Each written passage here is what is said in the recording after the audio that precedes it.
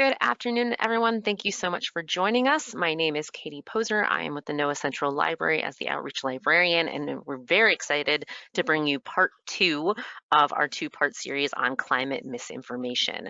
I would love to introduce our speakers today on how does Climate.gov talk climate and deal with misinformation. Tom Liberto and Rebecca Lindsey. Tom, take it away.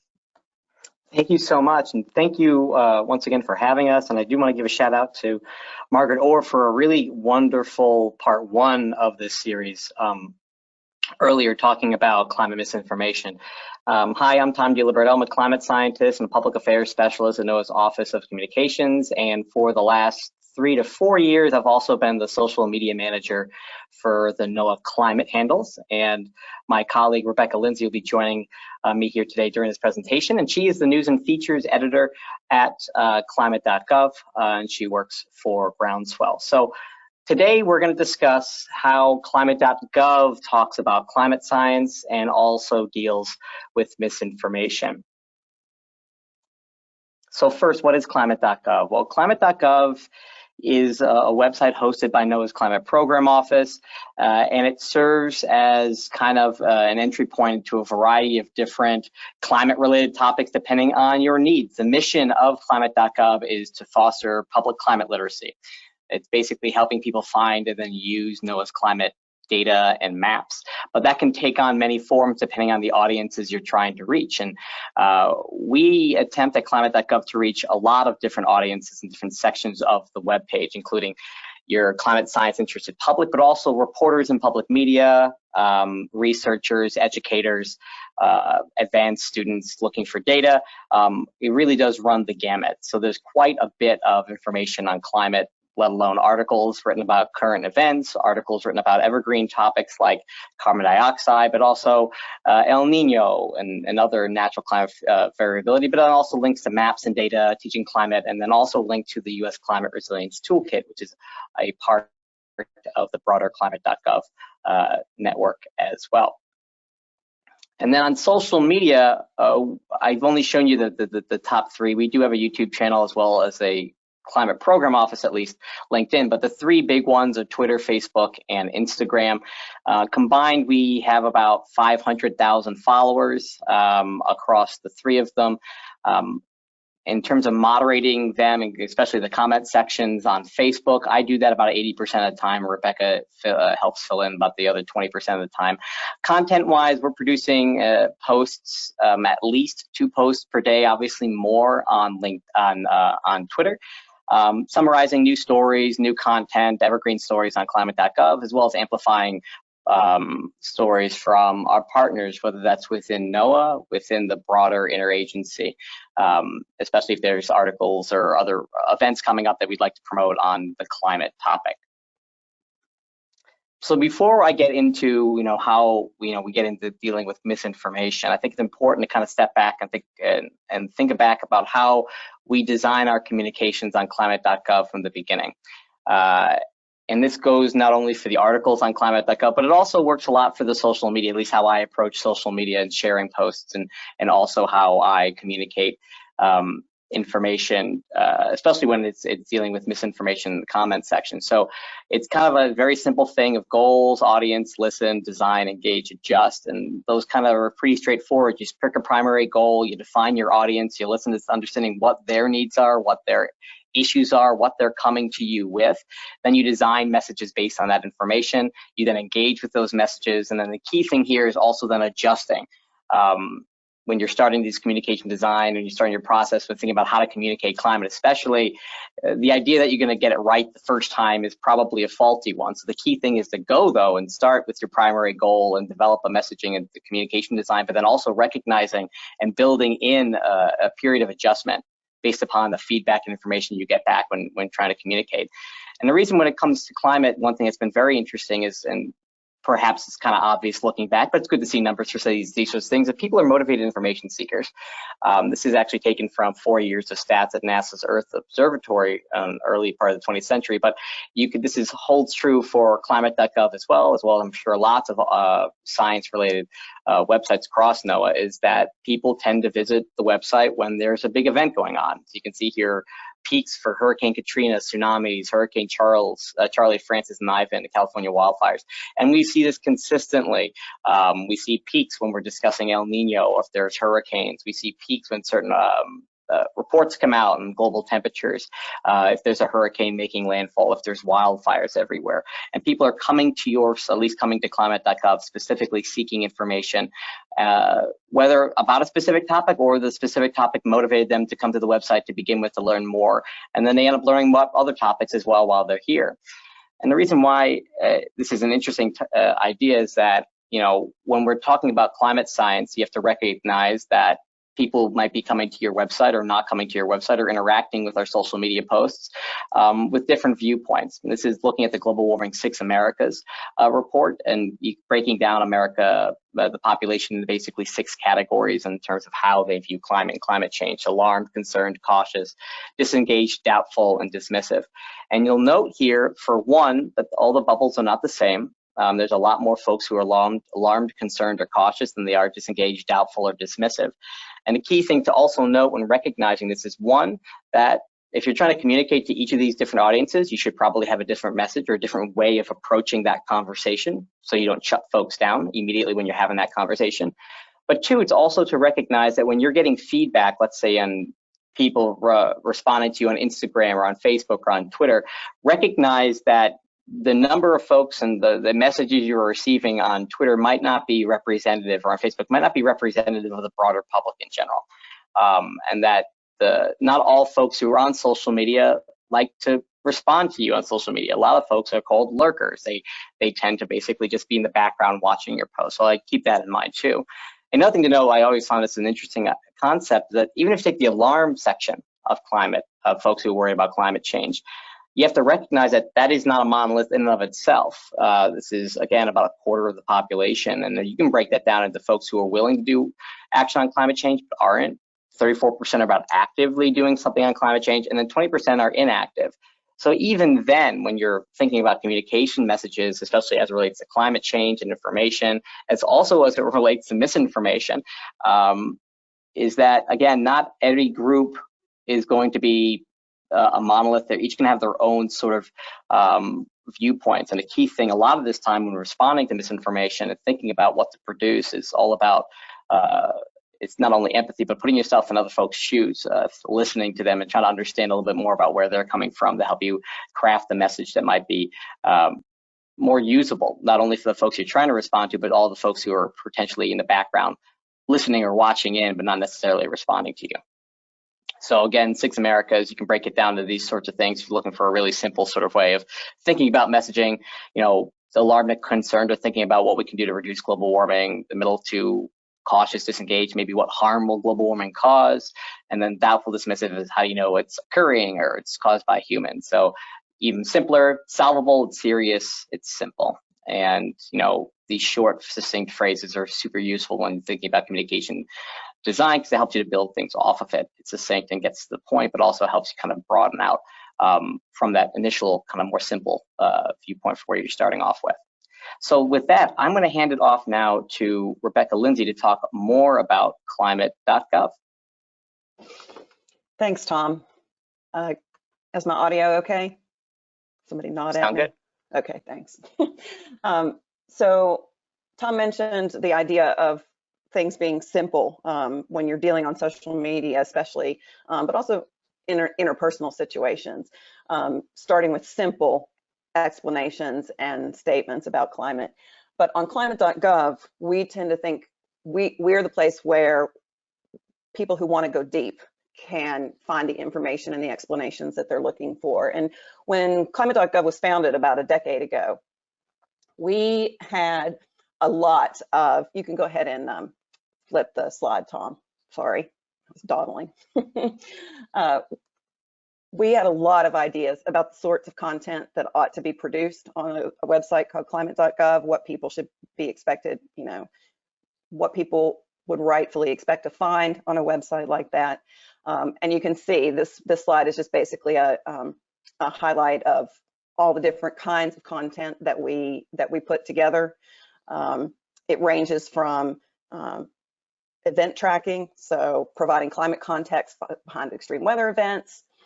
We make a lot of effort to design attractive, reusable graphics that explain basic climate change, climate impacts. And then we have a whole collection of magazine-style features, blogs, videos, and also encyclopedia-style explainers. So we had this huge amount of ideas that people thought these are the kinds of things that people would want to find on Climate.gov. The types of content, you can go ahead and switch now, Tom. The types of content that we have on Climate.gov that are most relevant to the idea of debunking misinformation. Number one is our global climate dashboard. You can see it's there to provide a sort of an at-a-glance view of major indicators, major parts of the climate system, what their status is, how they're changing, both human-influenced climate change variables as well as natural climate influences like the Arctic Oscillation, El Nino, things like that. Next slide. If you come to the Global Climate Dashboard from the Climate.gov homepage, you see a view that's like what you have there in the upper right, and you can filter it by either the climate change variables or the natural variability variables. If you click on a particular graph, you will get an intermediate view that provides the data that depicts that status, that indicator. It has a brief summary, and then there's also a link at the bottom to the full indicator page, and that's where we have an encyclopedia style article about sea level. As Tom mentioned, or he may have mentioned before, these articles are the most popular pieces of content on Climate.gov. So to us, that's a sign that among the things that people really want from us is basic climate literacy information. And so we put a lot of emphasis and a lot of time and creativity into our dashboard. Just a note for those who have followed us in the past, you might remember that the previous iteration of our Global Climate Dashboard was interactive. You used to be able to pan and zoom on the graphs and zoom in and put your cursor and get an exact value. We had to lose that capability during a site backend upgrade last year, but we are on the verge of restoring that interactivity. And along with it, we hope that the new technology is going to make it possible for people to share our graphs directly and also to embed these very same ones directly into their own website. So if they want to have a global climate dashboard on their own page, they'll be able to use our resources to make that happen. Next slide.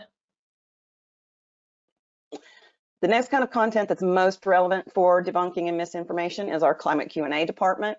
That's where we address myth, misconceptions, and common questions about climate. You can see from the little arrow that we have there at the bottom that we do have a small handful of these translated into Spanish. And that is fully translated into Spanish, meaning all of the data visualizations and the graphics have also had their annotations and explanations translated into Spanish. We would like to be able to do even more as an interesting relationship that we've developed. I've had preliminary talks with one of the meteorologists at Spain's National Meteorological Agency, who asked could they republish some of our translated articles on their website. We said absolutely, sure, we would love that. And he said that they might be able to partner with us to translate even more of them. So we hope that that's going to make this resource even more valuable in the future. Next slide.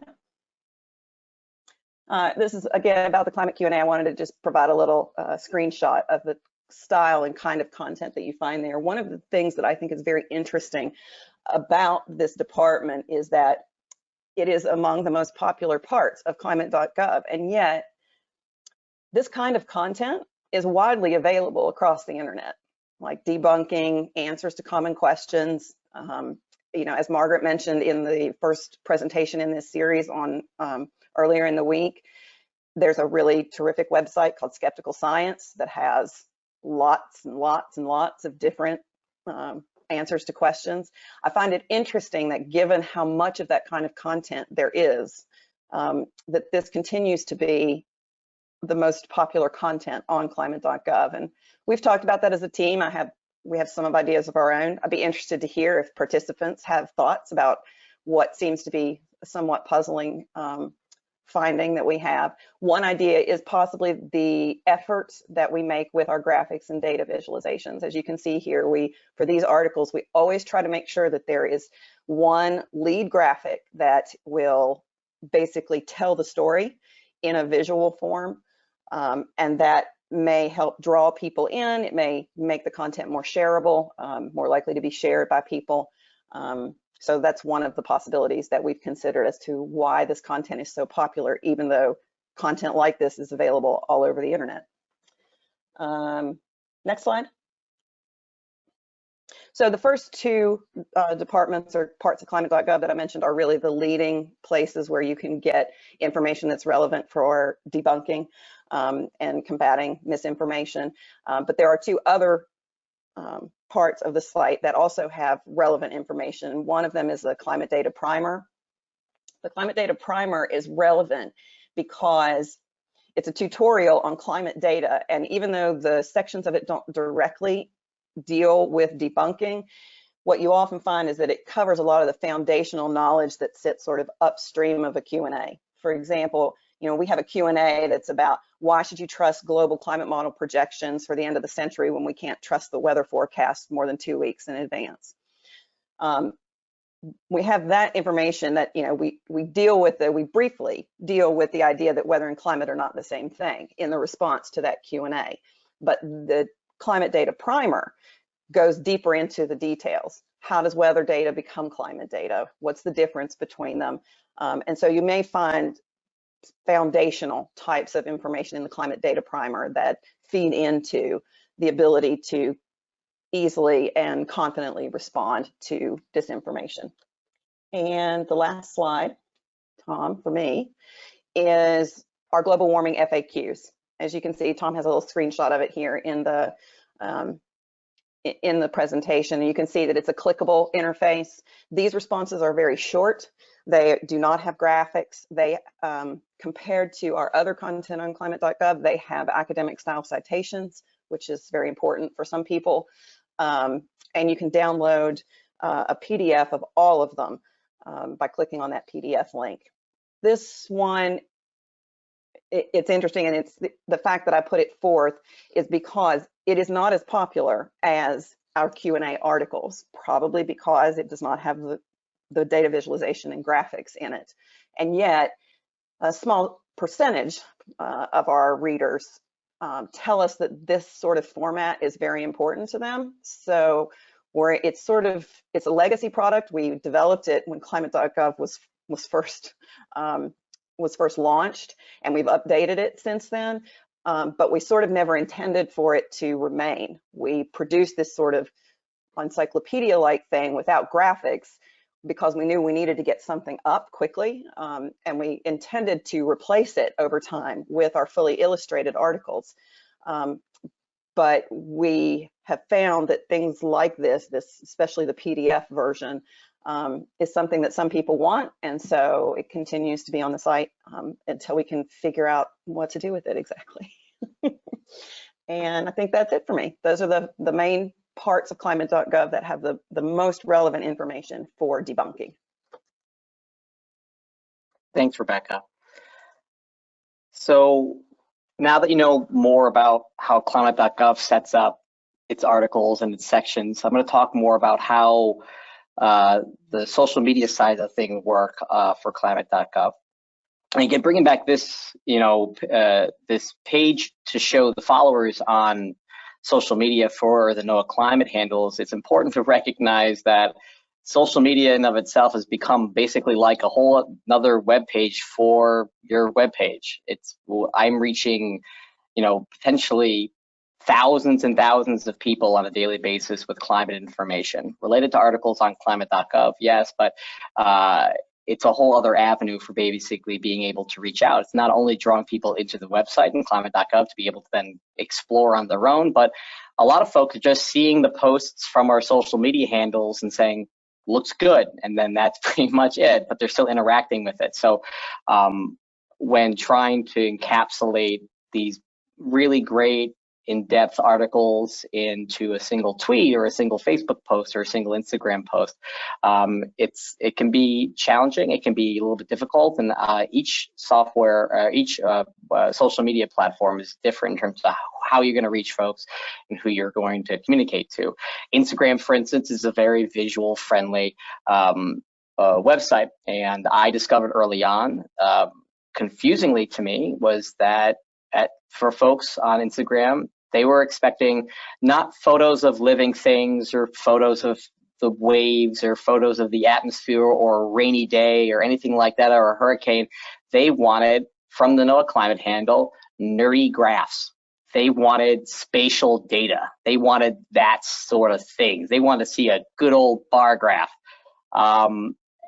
Those posts would always do unbelievably well on Instagram, but they conversely, if I did a beautiful photo showing impacts of coastal erosion or sea level rise or heavy rainfall causing flooding, the post wouldn't do nearly as well. So it's recognizing that on these platforms, people are coming to you for a brand and for a purpose, and they're looking for specific information. At least for Instagram, they're not coming for the pretty pictures, they're coming for the pretty scientifically dense data pictures. Meanwhile, for Facebook, the age bracket of that runs a little bit older, skews older.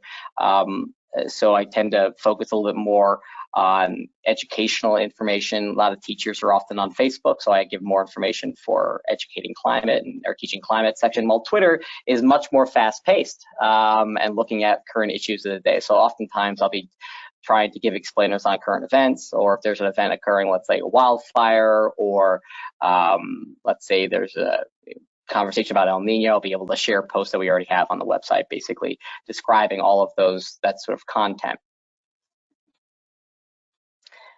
One thing that's happened to us is that Climate.gov has a reputation that precedes us in a lot of different ways. And one thing that happened was in 2020, in September of 2020, Facebook created a climate change page. And the original group of trusted sources on that climate change Facebook page included Climate.gov, as well as NASA Climate and the IPCC. And that's not many of those, basically 4 or 5 accounts on Facebook, which immediately saw our posts jump in reach within a day. And I saw our followers jump on the scale of 50,000 in the span of a month or so, over 100,000, I think, over a month. And it ended up leading to these algorithms on these platforms also sharing more of our content to folks who aren't necessarily following us to begin with. That's one thing I've also come to realize when it comes to communicating climate, is that I can't predict algorithm changes on social media. Sometimes you'll get these shifts, which will cause your content to be viewed more often by more people, and you won't have any warning that's coming ahead of time. And then it's just as easy that spigot gets turned on, it can get turned off. We've seen that as well too on certain platforms, where all of a sudden we'll see a big spike in our work being shared to folks who aren't necessarily finding us, but through the Explore, their Find menu on Instagram or Facebook, or getting pushed to more folks on Twitter. And then sometimes that'll just turn off randomly. So the key content here is not only recognizing that those things can happen, but understanding if it does happen, what should we do? How should we prepare for communicating our information when knowing that our information or content might get pushed out to a lot of folks who aren't necessarily expecting it to show up on their timeline?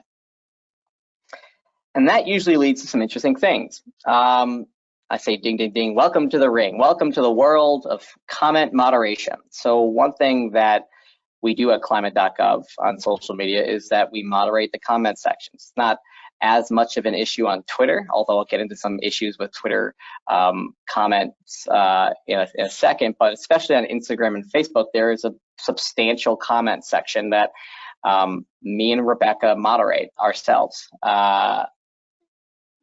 And this is a lot of times, this is where, when it comes into combating disinformation, it works in with social media. Yes, I can share as many articles as I want on different topics, but I don't know if they're hitting with folks who are reading them. Oftentimes, though, in the comment sections of especially Facebook, you can get all of these things, comments. This is just a pick your climate myth buffet. All of these could be in the same post, and the post could have nothing to do with any of these things. You can get people saying CO2 is plant food, stop lying, on a post about El Nino. And you're like, I'm not talking about that, but that's what comes in. You get so many things calling us liars, or you scientists don't all agree, you lie, how dare you, share propaganda, scare people, all these sorts of things. And I have to then moderate that in the comment section of Facebook. And I'll get into a little bit more later about why we even bother to do that. But the key thing here is that when it came to social media and NOAA Climate, and my strategy behind NOAA's social media and then the NOAA Climate page, social media strategy behind the NOAA Climate, is that I basically took it on myself that the image and the message I want to get across for the NOAA Climate handle is science first, science always. Leaning into the science. I'm just unabashedly going to talk about climate science, regardless of what's going on. So that's what I want the brand for NOAA Climate to be, and that's what I try to do. But when it comes to these comments, I think if that's my brand, it's my job to then also respond with that exact same way. Science first, science focused, science always. But the one thing I remember Ed Maybach said this, and is to be relentlessly civil. And I would say that's pretty much how I moderate things, even in response to someone calling me a liar, saying I'm somehow part of this rich cable of scientists who are pulling the wool over your eyes, or someone calling me all sorts of names. It's just being relentlessly civil and being able to chat. Now, I will note that we do have comment policies where you're not supposed to curse, and you're not supposed to name call, which is one way we can handle folks who are going a little bit over the edge, and especially in our Facebook and Instagram comment sections. But sometimes things go too far, and I think it's important to note that this can happen to social media managers on potentially contentious topics, like the NOAA Climate handle. This was a Twitter post that randomly was about a post about just looking at state electricity for solar panels, and someone threatened to swat the person who ran the account, which is not something you want to potentially see. Luckily, I don't see too many of these threats, but they're there, and you can tell sometimes when the comments get too far, or when your comments, your posts, for instance, get shared amongst a certain subsection of the internet. All of a sudden, you can just get a wave attack on your accounts, whether it's Twitter, but especially on Facebook, where every single one of your posts or our posts can just be inundated with some incredibly vitriolic things, which requires a good amount of moderation if you want that to be at all a useful place for people to learn information. And the reason why we do moderate is because we also get things like these comments, posts thanking us for the information that we're sharing and curating it with thoughtful comments, responding to people. People really appreciate it. Now, they may not say it as much of the loud, for smaller percentage of the population who's yelling at us at a given time, but these folks are there too, and it's important to note. And this is the main reason why we moderate so much. But the difficulty in moderating is that we're often targeted by disinformation. And the factors that make moderating it hard is that in order to respond to these posts in the way that Margaret was mentioning earlier, which is a way that I tend to like to do it as well, this inoculation theory and stating the myth, and also giving the information, the facts, and also filling in that gear so folks can make the connections themselves, is that it requires a pretty extensive climate science knowledge. Now, I'm a climate scientist by background, but I kind of fell into the social media management manager gig when the previous person left. But in order to respond to these comments with any sort of time base, you'd have to have a pretty extensive knowledge about climate and climate change, both natural variability and just climate science as well. And it does give a soapbox to certain folks who are not really representative of the whole audience, but it's hard to remind yourself that when you're responding to the 50th post calling you, a propagandist about climate change. And again, thanks to the social media algorithm, we know that the more we moderate, the more comments we get in the comment sections. Oftentimes it means the more visible a thread becomes, which then attracts more trolls to our website, which attracts to the comment section, which it's a positive feedback loop in a way that just gets more and more comments and more folks coming in. So our numbers and our reach go through the roof for some posts, but it's because I'm in the comments section dealing with an onslaught of misinformation, which kind of brings up questions like, what's the benefit there? Especially if folks see the post, which is great, but then get to the comments section and see what's going on there. And one thing I did take a look at is I looked at our Facebook followers, for instance, and say, do they match our comments section? I'm able to get this information from Facebook and Instagram. You know, over 50% of our followers are between the ages of 25 and 44, skews older for Facebook a little bit. Gender breakdown is more men than women, but anecdotally, if you look at the comments section, it's much more overrepresented by, you know, 10, at least based on the images. Again, anecdotally data, but certainly definitely men. But also of the older bracket. We don't see too much in terms of especially that 25 to 34 age bracket in our comments. We tend to see folks who are on the older side. Maybe they have more time to be able to contact, or maybe that's just the groups that we're getting into and being shared with. And we're worried about this because we're also afraid that it could widen gender and age disparities in our audience, because we're trying to make sure that this information gets out to everybody. So why do we moderate? Well, the problem with not moderating comment threads as it relates to Climate.gov and misinformation is, well, what effect will that have? You know, if we moderate less, that means we'll have potentially less post reach, less growth, but you know, we also then might have people losing trust in us. We might have folks who see the comment section, see no one responding to this very, you know, calling CO2 is not rising, not caused by humans, all these classic climate myths, and seeing no one responding to it from NOAA and NOAA Climate, and they might lose trust in the broader climate, NOAA Climate page, Climate.gov, or NOAA in general. And it could lead to kind of a less of a credibility of our underlying source of information, which is Climate.gov, if we're not there at least responding to something.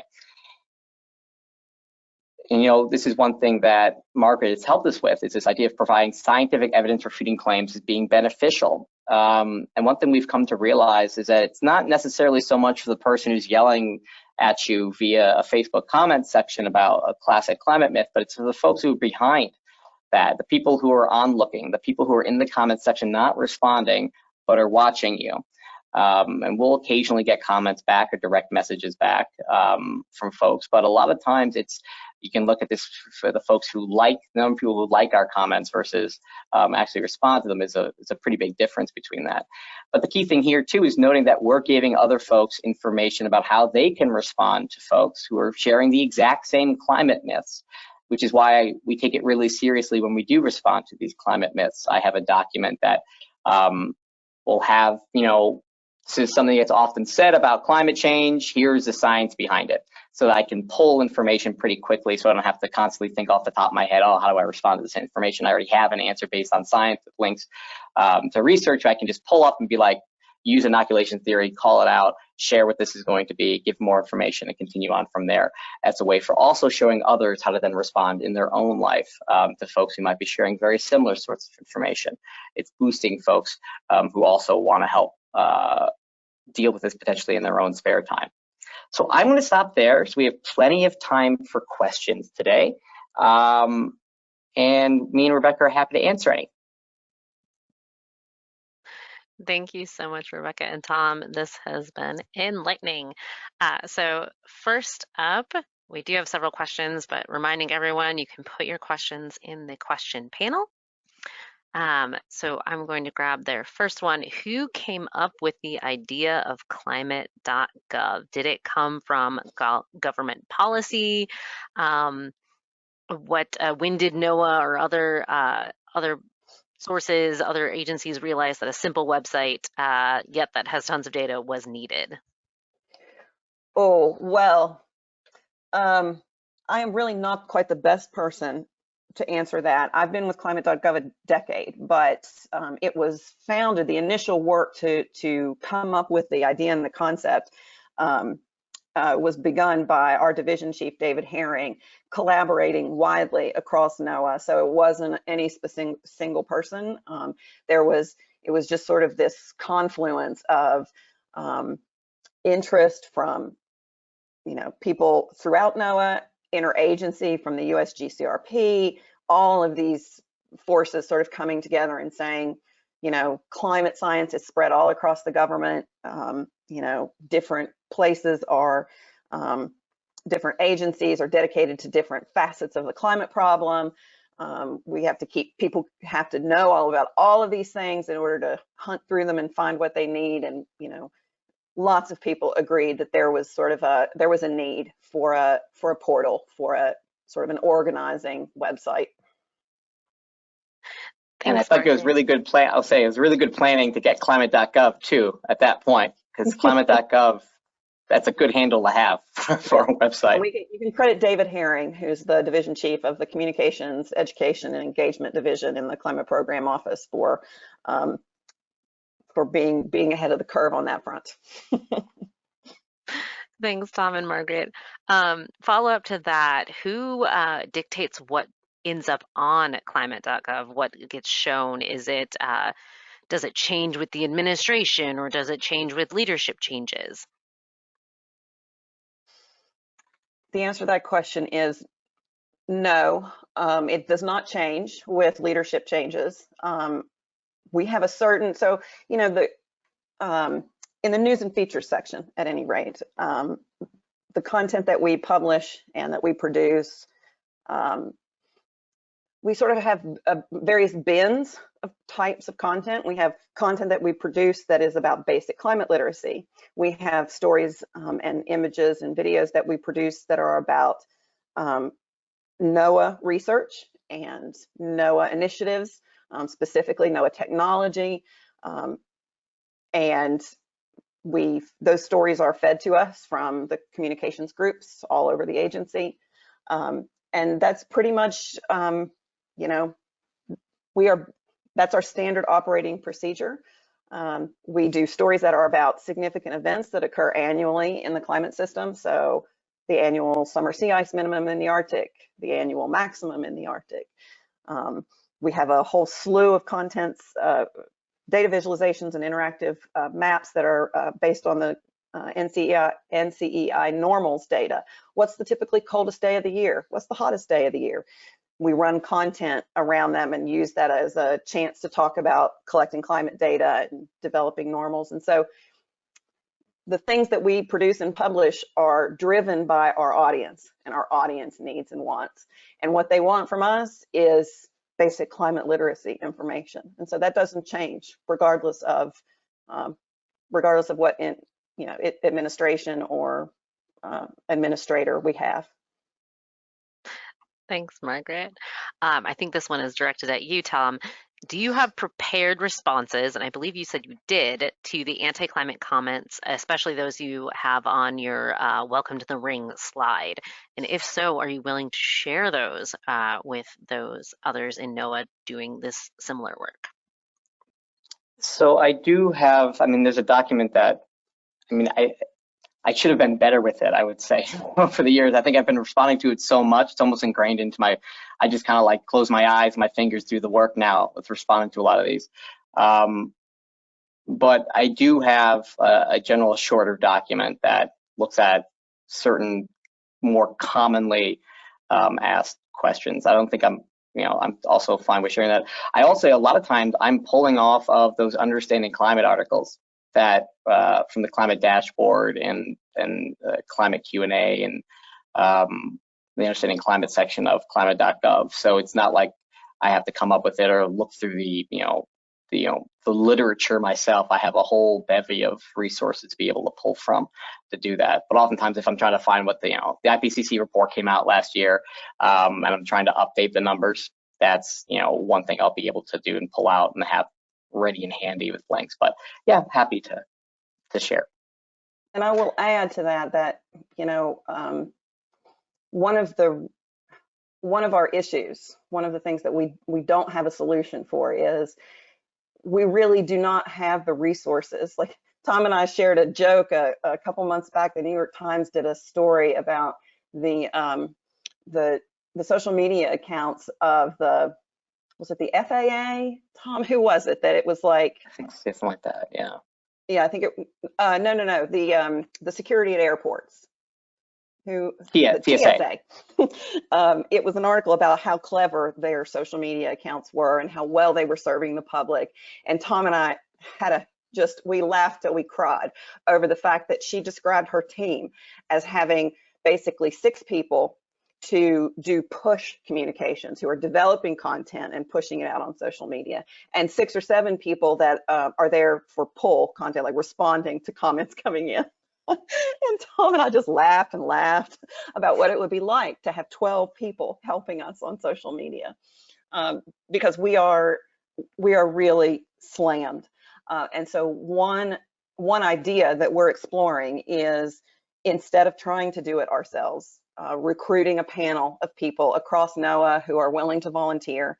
And so we are in this process right now of moving Tom's sort of personal guide that he has developed for, his sort of go-to content for debunking things on social media. We're thinking about trying to beef that up, making it more comprehensive, a little less inside baseball and more, explicit, instead of just like a list of links or something, like pulling the content out of that and saying, this is what this resource says, so that we perhaps could recruit a bigger pool of people.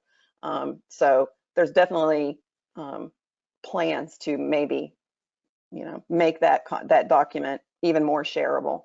But again, I do find it curious that there continues to be so much interest in something like that, when we all know that that information exists widely on the internet already. It perhaps is a sign of the power of NOAA's brand and credibility. People want to hear this stuff from NOAA. Thanks. Getting to this point of capacity and maybe resources, how much time does moderating Climate.gov social media platforms take per week, per day? How quickly do you like to respond to misinformation? Oh, speaking of things that make me laugh.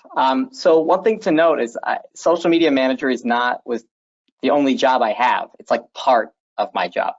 And this is the difficulty with it, was that moderation takes time, and it can take a substantial amount of time. I like to be able to respond to a comment within a couple of hours, at least within the day. But there are times where I'll come in on a Monday because I didn't check it over the weekend, and then all of a sudden I saw there's 600 comments on one of our posts, and I'm like, oh no, we just got shared somewhere.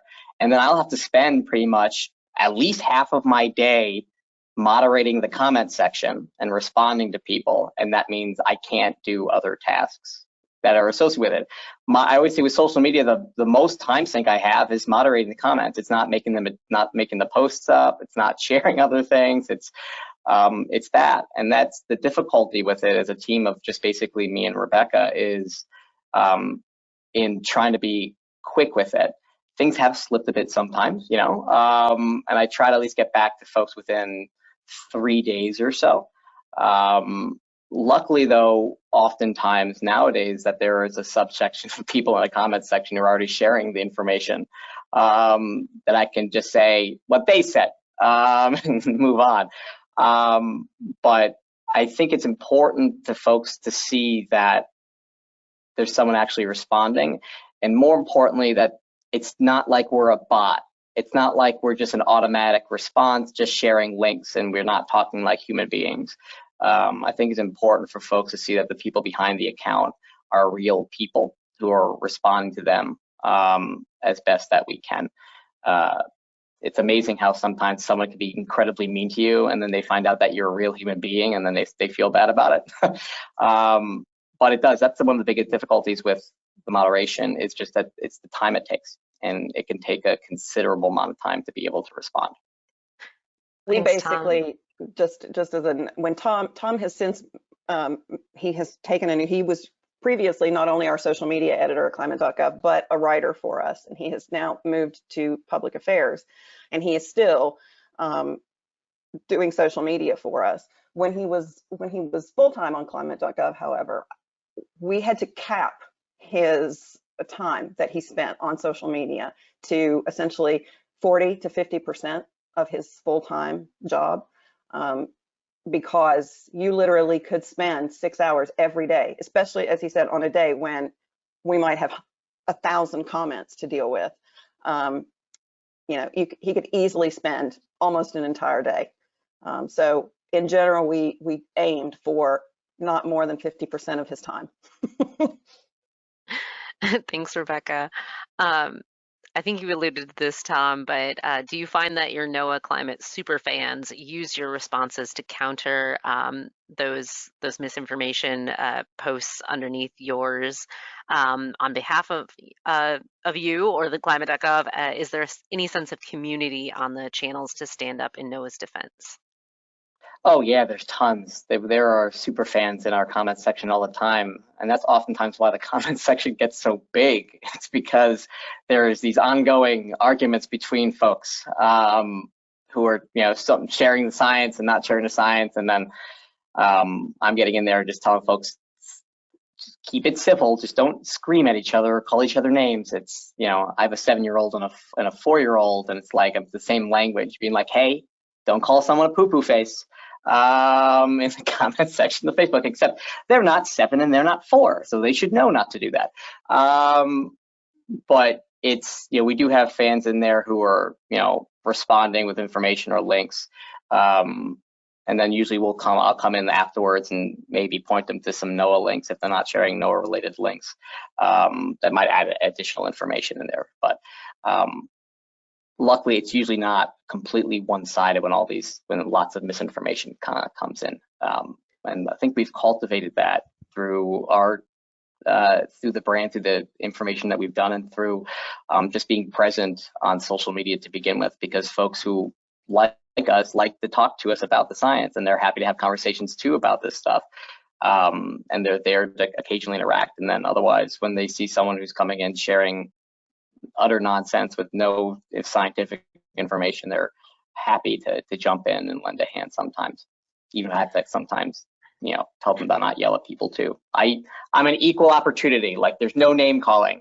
I will yell at you, no matter who you are. I will ask you to stop. Thanks, Tom. We've got about 10 minutes or so left in the presentation, so I'm going to go through these as quick as possible. Will Climate.gov ever become the multi-agency-wide platform like Heat.gov, Drought.gov, etc.? The answer to that is we just don't know. There's still, periodically, there's still talk about that possibility, but so far it's just talk. Great, thanks. Could you speak more to the challenges of information downscaling? For example, translating the results from a climate science research article down to a blog post or infographic, and maybe further downscaling to a Facebook message or a 3-line tweet. Sounds like you, Tom. You could talk about how, I feel like you can talk about how we get it down into an article, and I could take it how we get how I then take it out. There are all kinds of good strategies for how to introduce people to scientific information. The sort of the general, my general rule for how I approach articles is I sort of have two strategies. The first strategy I take is, if I'm going to tell this story entirely through pictures, what pictures do I have to have?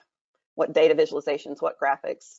I do that exercise first. That helps me focus in on what the pivotal visual elements to a particular science concept or paper are. The other exercise that I do is I say, for every story that we do, even if it's going to be a long feature, it's going to be a 3,000-word explainer on the polar vortex, I write a 300-word version of the story first.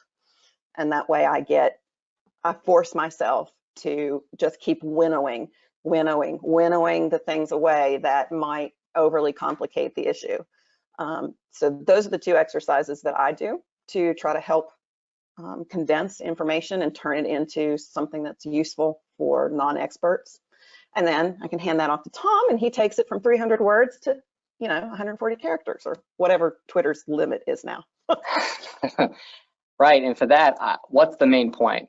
What's the one point? What's the one thing I want people to learn from this article, or be interested in, or might entice them to click on the link to find out more? What's that one thing? So it's almost taking Rebecca's 300-word kind of thing and thinking about what's the one thing.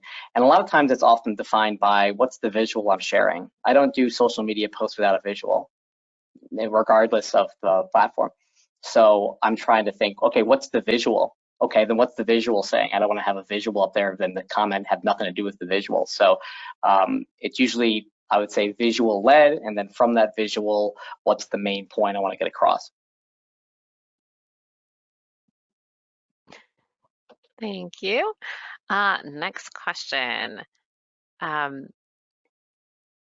Here we go. Are you seeing trends in misinformation? In other words, certain myths becoming more common to see now than a few years ago?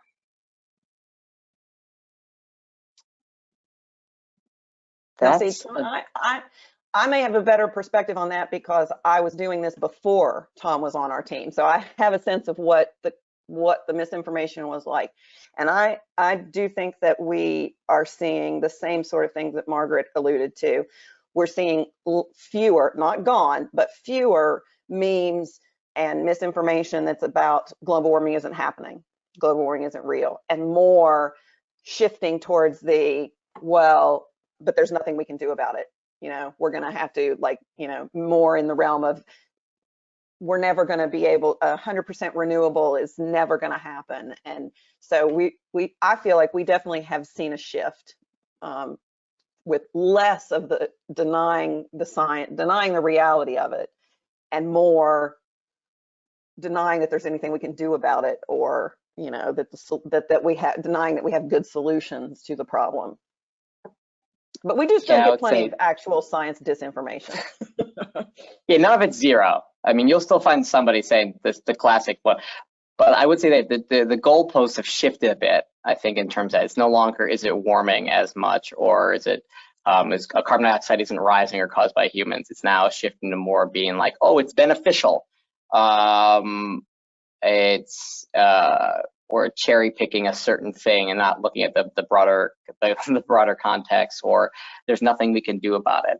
I will say of late, in the last couple of years, I've seen an increase in climate doom posts more than I experienced in the past, which is like, it's over, we're done, nothing, can't do anything about it. Who cares about any of this stuff? Why bother? That didn't usually come when I first started doing social media, but which has been a bit new, and it takes a little bit of a different path to responding to than some of the other ones, I would say.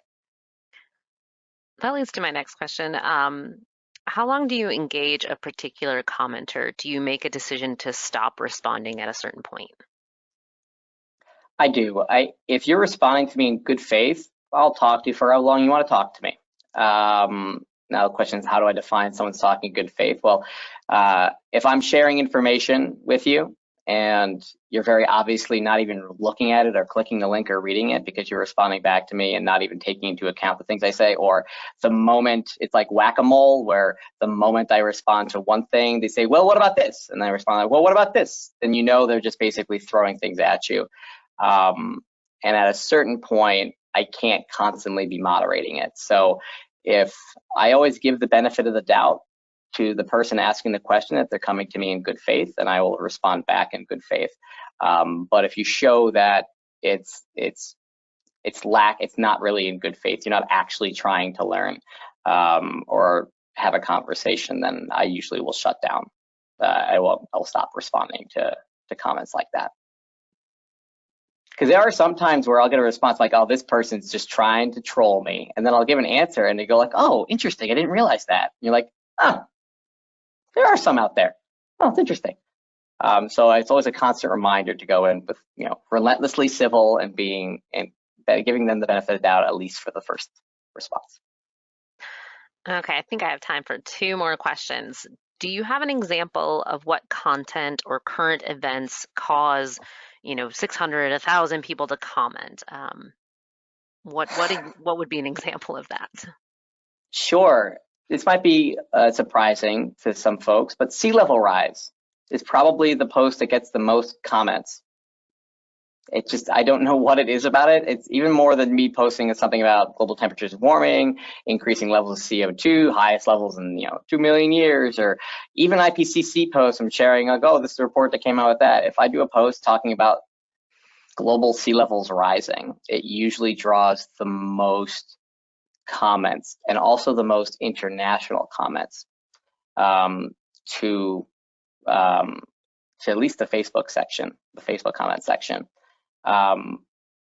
Which I don't think I would have thought would have been the most contentious of all of the things on Climate.gov, but I'm still trying to figure that one out. Okay, I'm going to wrap up. So here's our last question. Working in the climate field can be very emotionally exhausting, even if not working directly with the public. How do you maintain good mental health and self-care while dealing with negative comments and conspiracy theories, etc.? Any broad tips for climate professionals? This is a really good question. I feel like question. Tom has the better attitude than me, so he should probably be the one to answer this question. It's tough. It's really tough to be in a comment section and moderating things where someone's calling you an idiot every single day, or just some of the craziest, meanest things to you on any given basis, and it can certainly taken a toll out on me. It has. I mean, there are times where I've had to write an article about a flash flooding that led to fatalities, and followed by a wildfire, followed by a hurricane or a typhoon somewhere, followed by another report saying how global temperatures are rising. I'm already kind of thinking like, oh my goodness, this is heavy. And then I have to go into the comment section where people are calling me, part of this great conspiracy and how I should be in prison. And then occasionally getting threatened on social media. So, it takes a mental toll. I think the one thing that I do is I tell people about it when it is taking a toll.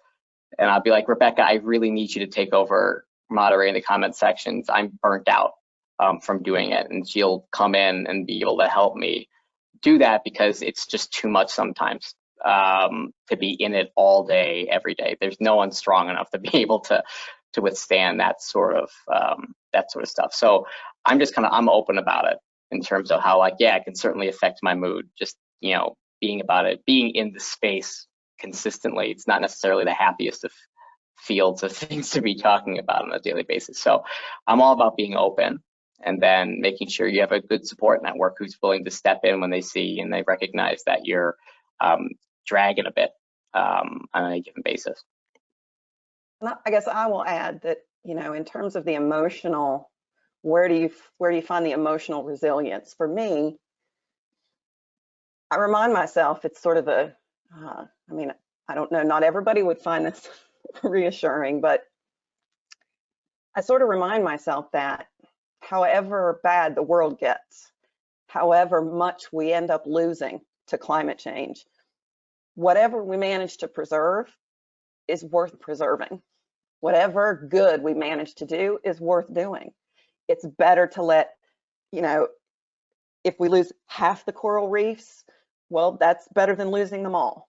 If we lose 60%, well, that's better than nothing. So I just remind myself that we have the data and the information that we need to make progress, and there are people making progress. And so we can't control individually, we can't control how fast this is going to happen, how much we're going to be able to achieve. I just remind myself, whatever we are able to achieve will be worth achieving. And so that's enough for me. Thank you so much, Rebecca and Tom. This has been an excellent representation of how NOAA in particular is battling miscommunication around climate. I want to thank you both so much for being here and wrapping up our little mini series that we had on this topic. And I'm going to leave you all with some really wonderful comments here. Especially one for Tom. I love your engagement on Climate.gov Facebook. I try to use your voice as an example for our local weather forecast office page. Keep up the good work. And that as a fellow social media manager who has joined NOAA recently, they really feel that mental health question, and they're so grateful for you all. So everyone, I hope you have a safe rest of your June 1st. Please take care, stay safe, and thank you for joining us today. Thank you. Thanks.